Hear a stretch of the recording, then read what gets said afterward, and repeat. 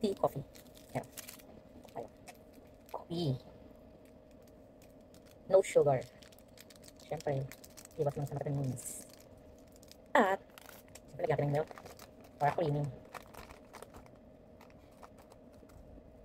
2 is 1 and 2.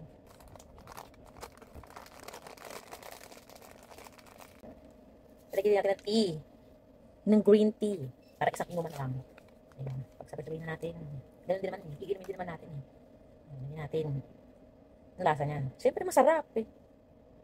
Green tea. Coffee na. Milk tea pa. Diba? Coffee tea. O yan. Ano natin yan. Latest drink natin yan. Healthy drink. O. Saan ka pa? May coffee ka na. May milk tea ka pa. O. Bagong flavor yan. Sarap yan. Basta ako.